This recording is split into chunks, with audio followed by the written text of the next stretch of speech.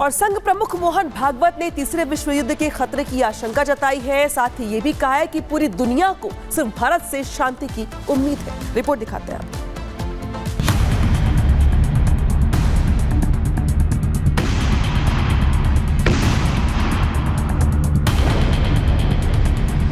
सब लोग मानते हैं कि तीसरे विश्व युद्ध का साया मंडरा रहा है। मिडिल ईस्ट में जंग छिड़ी हुई है। एक तरफ इजराइल और ईरान एक दूसरे से बदला लेने के लिए किसी भी हद तक जाने को तैयार हैं। दोनों देश एक दूसरे पर मिसाइल से हमला कर चुके हैं। वहीं दूसरी तरफ नक्शे से यूक्रेन का नामो निशान मिटाने के लिए रूस के राष्ट्रपति पुतिन ने भी अब कसम खा रखी है। आलम यह है कि पुतिन की सेना लगातार यूक्रेन पर ताबड़तोड़ हमले कर रही है। वहीं पश्चिमी देशों की मदद से जेलेंस्की के जवान रूस को मुंहतोड़ जवाब दे रहे हैं। मतलब साफ है कि विश्व युद्ध होने का खतरा मंडरा रहा है, जिसकी चिंगारी मिडिल ईस्ट से अब उठ चुकी है, जिसकी आशंका राष्ट्रीय स्वयंसेवक संघ प्रमुख मोहन भागवत ने भी जताई है।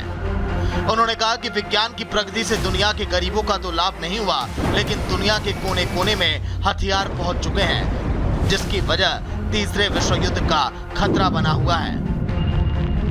हम पर सब लोग मानते हैं कि तीसरे विश्व युद्ध का साया मंडरा रहा है।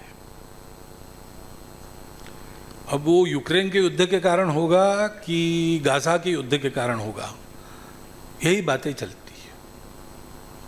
विज्ञान की इतनी बड़ी प्रगति हुई, अभी तक देश के या दुनिया के गरीबों तक वो विज्ञान पहुंचा नहीं है, उसकी सुविधाएं पहुंची नहीं है।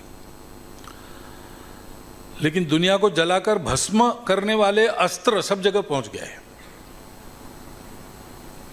किसी बीमारी की दवा देहात में या जंगलों में मिलेगी नहीं, लेकिन देशी कट्टा तो मिल ही जाता है। यही नहीं, आरएसएस प्रमुख मोहन भागवत ने कहा कि भारत मानवता की सेवा के साथ ही दुनिया का मार्गदर्शन करने की क्षमता रखता है।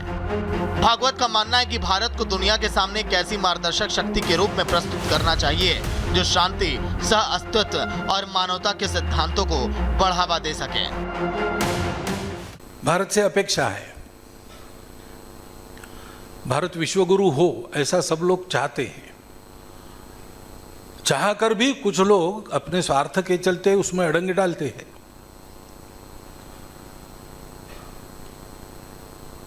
चाहकर भी न बोलने वाले भी है, परंतु चाहते सब है।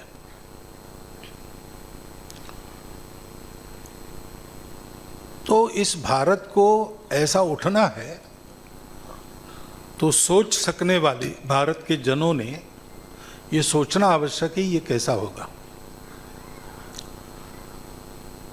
और इसमें फिर आज के शीर्षक का संबंध आता है, विश्व कल्याण के लिए हिंदुत्व की प्रासंगिकता। ये पहली बार नहीं है जब भारत ने तीसरे विश्व युद्ध की आशंका जताई हो। सार्वजनिक मंचों पर पीएम मोदी मिडिल ईस्ट में बढ़ते तनाव का जिक्र कर चुके हैं। उन्होंने कई बार कहा है कि दुनिया को युद्ध की नहीं बल्कि बुद्ध की जरूरत है। यही वजह कि भारत मिडिल ईस्ट में भड़क रही जंग को रोकने के लिए हर संभव प्रयास कर रहा है। Bureau report, Republic Bharat.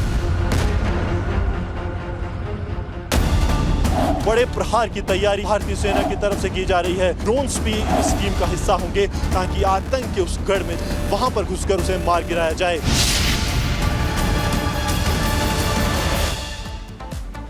चलिए आगे बढ़ते हैं और अब बात कर लेते हैं ऑपरेशन किश्तवाड़ की। बीते 26 घंटे से किश्तवाड़ में एनकाउंटर जारी है और खबर यह मिल रही है कि जैश के 4 से 5 आतंकियों को घेर लिया गया है। रिपोर्ट के जरिए आपको दिखाते हैं कि सुरक्षा बल के जो जवान हैं वो किस तरीके से ऑपरेशन ऑल आउट के जरिए आतंकियों तक पहुंच रहे हैं और उनका खात्मा कर रहे हैं।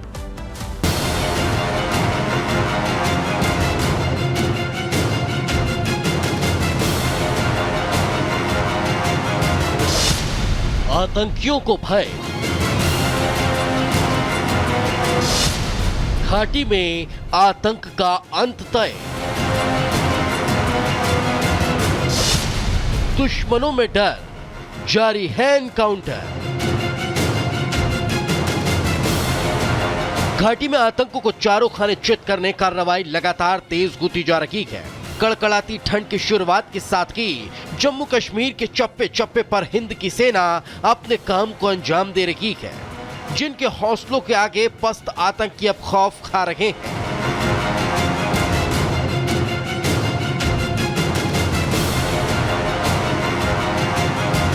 जम्मू कश्मीर में किश्तवाड़ के सुदूर जंगलों में आतंकियों के छिपे होने की जानकारी क्या मिली? सेना के जवानों ने पूरे इलाके को घेर लिया, जिसके बाद से कि लगातार 24 घंटे में किश्तवाड़ में मुठभेड़ जारी है। सेना के जवानों ने 3 से 4 आतंकियों को इलाके में घेर लिया। जारी ऑपरेशन के तहत सेना ने 10 दिनों में 8 आतंकियों को मार गिराया। तो वहीं मुठभेड़ में 1 जवान शहीद हुआ और 3 जवान घायल हो गए। किश्तवाड़ में सेना का सर्च ऑपरेशन लगातार जारी है, जहां दूसरे दिन स्नाइपर्स, रॉकेट लॉन्चर के साथ जवानों के विशेष बल को डिप्लॉय किया गया है। इस वक्त हम जो हैं केशवान के जंगलों में मौजूद हैं। यहाँ आप देखेंगे तो भारतीय सेना जो है वो पूरे इलाके को घेर लिया है।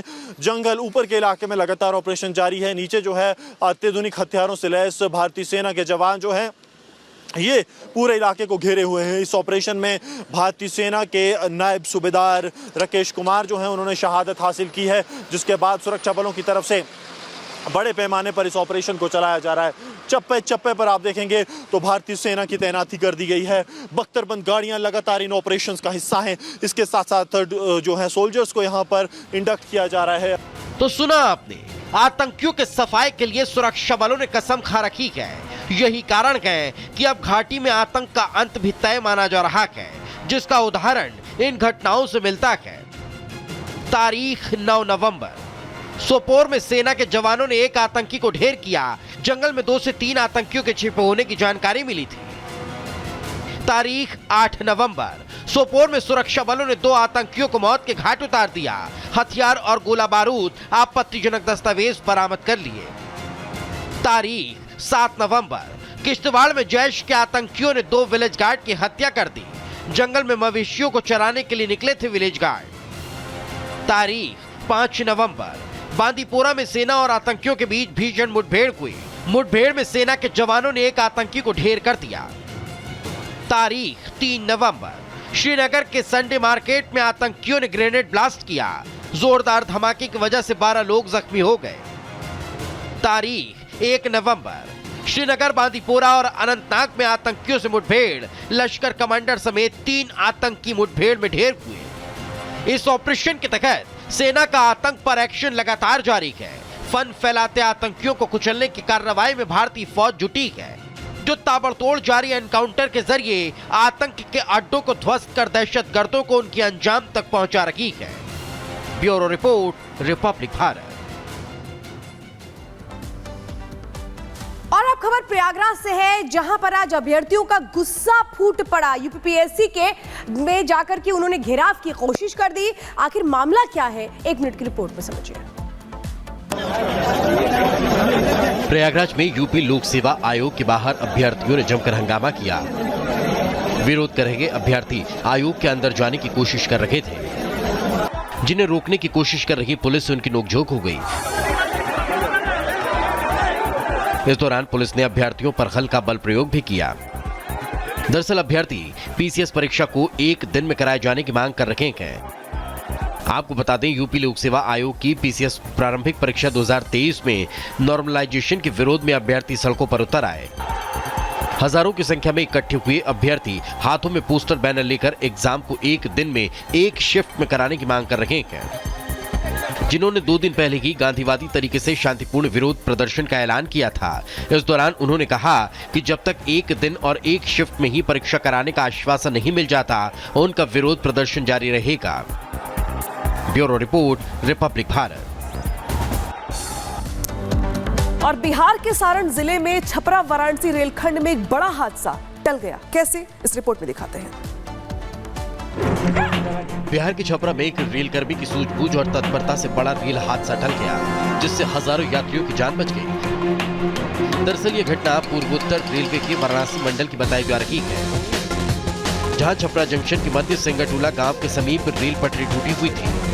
जिसकी जानकारी उस समय हुई जब ट्रैकमैन का ट्रैक पर निरीक्षण चल रहा था। तभी ट्रैकमैन की नजर टूटी हुई रेल पटरी पर जा पहुंची और उसने इसकी जानकारी तुरंत स्टेशन मास्टर को दी। इस बीच कोलकाता से चलकर गाजीपुर जाने वाली ट्रेन इस ट्रैक पर आ रही थी। ट्रैकमैन ने तुरंत लाल झंडी दिखाकर ट्रेन को रुकवाने का संकेत दिया और ट्रेन के लोको पायलट ने अपनी आपातकालीन ब्रेक लगाकर ट्रेन को रोक दिया, जिससे एक बड़ी दुर्घटना होने से बच गई। जिसके बाद ट्रैक मेंटेनेंस की टीम ने लगभग 1 घंटे की कड़ी मशक्कत के बाद ट्रैक का मेंटेनेंस कर यातायात को बहाल कर दिया, जिसके बाद ट्रेन आगे के लिए रवाना हो पाई। इस दौरान बाकी ट्रेनों को अलग अलग स्टेशन पर रोका गया था। Bureau report, Republic Bharat. Break के लिए ब्रेक के बाद दिखाएंगे आपको ज़ेलेंस्की ने ठुकराया ट्रंप का शांति ऑफर। क्या है पूरी खबर, दिखाएंगे ब्रेक के बाद। देखते रहिए रिपब्लिक भारत।